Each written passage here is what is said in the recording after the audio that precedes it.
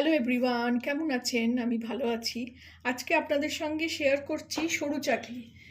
আমার চ্যানেলে পিঠে, পাটিসাপটা, ভাজা পুলির অনেক রকম রেসিপি আছে, কিন্তু সরু চাকলির কোনো নেই। এখানে আমি এই চালের আটা এক দেড় কাপের অনুযায়ী নিতে হবে, একদম সমান মাপ হতে হবে। আর এটা হলো ডালের আটা, বিউলির ডালের বা কড়াইয়ের ডালের আটা আমাদের এখানে কিনতে পাওয়া যায় এরকম গুঁড়ো করে।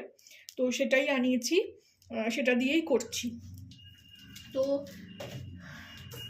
যে কাপের মেজারিং করবেন, যে কাপের মাপ, যে বাটি বা কাপের মাপ নেবেন, সেই কাপের সমান জিনিস আমি এখানে দেড় কাপ করে নিয়েছি। আর এটাকে আমি জল দিয়ে ভালো করে গুলে নেব।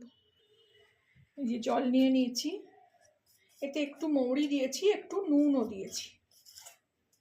এটা একটু কম কম জল দিয়ে একটা পাতলা ব্যাটার বানিয়ে নিতে হবে, যেমন আমরা চিল্লা খাই না, চিল্লা কিংবা গোলা রুটি ওই টাইপের। আর এটাই বলা যায় ধোসার ছোট ভাইও বলা যায়। চাল ডাল দিয়ে যেমন ধোসা বানাই আমরা, ওটাতে একটু পাতলা মরমরে হয়, মচমচে। এটা একদম রুটির মতন হবে সরু চাকলি। তো এটা আমি একদম ভালো করে লাম্পস ফ্রি করে ভালো করে গুলে নিয়ে ফিরছি। তারপরে আপনাদের দেখাবো যে কনসিস্টেন্সিটা কীরকম থাকে, ঘনত্বটা কতটা পাতলা কতটা শক্ত হবে সেটাও দেখাবো। দেখুন এই বাটির এক বাটি কিন্তু জল অলরেডি লেগে গেল। তো আরও এক বাটি নিয়ে নিই,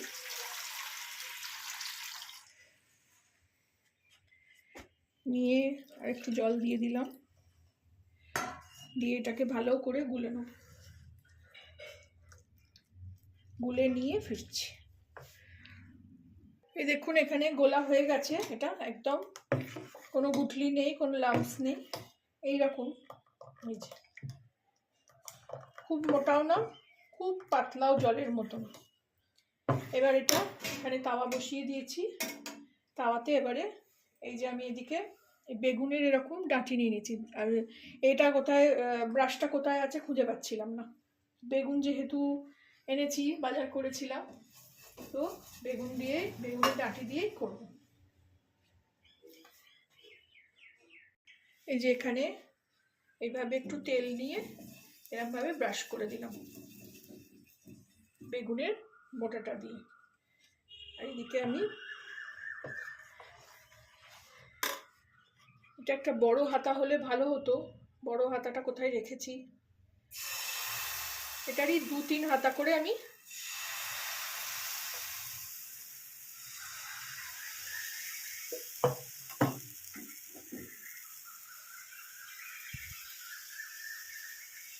এরকমভাবে পুরো ভালো করে ছড়িয়ে দেবো,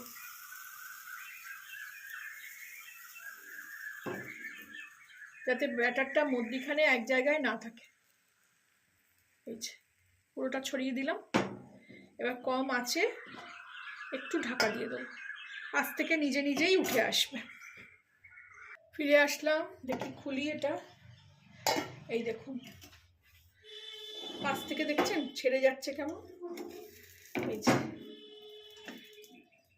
একদম মচমচেও হয়েছে।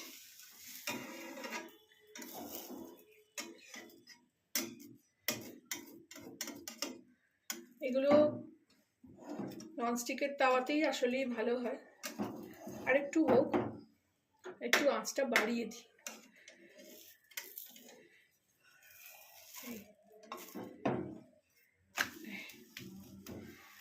এবার ওপাশটাও হয়ে যাবে, দিলেই তুলে দেবো।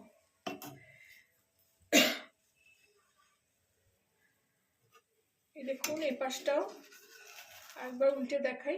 এই দেখুন এপাশটাও রেডি হয়ে গেল। এইভাবে আমি এটাকে ফোল্ড করে করে এবারে এখানে ঢেলে রেখে দেবো। আর এখানে একটু লেগে গেছিল,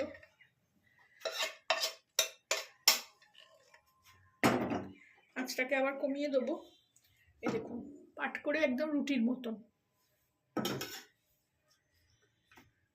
এই শীতের দিনে এগুলোই খেতে ভীষণ ভালো লাগে। আর এই বাঁধাকপি দিয়ে গুড় দিয়ে ভীষণ ভীষণ উপাদেয় খাবার।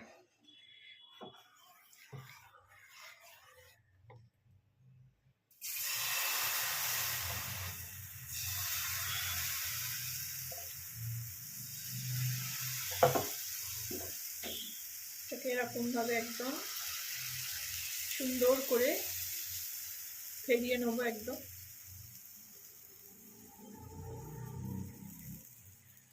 একটু প্রথমে আঁচটা জোরে রাখবো, তারপরে কমিয়ে দেবো, তারপরে ঢাকাও দিয়ে দেবো।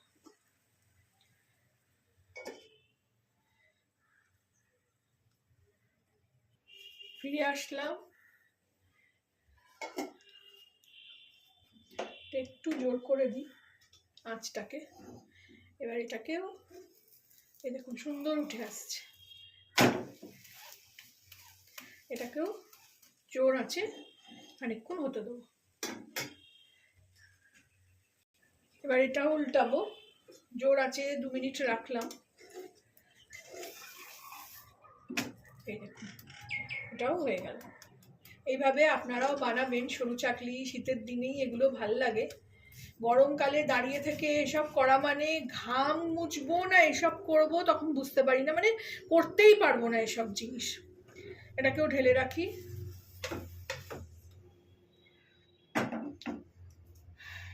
এখানে আরেকটা বুদ্ধি করলাম, আপনাদেরও দেখিয়ে দিই। ছোট হাতায় বারবার ঢালতে অসুবিধে হচ্ছে। এরকম একটা কাপ নিয়েছি, এতেও মোটামুটি ওই 3 হাতা মতনই আসছে। এইভাবে ঢেলে দেবো, কাপ দিয়ে তুলে দেবো।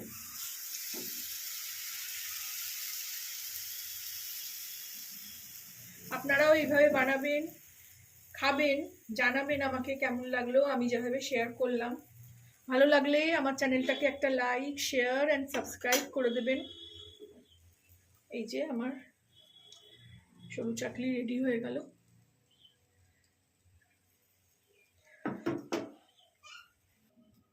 Thank you for watching.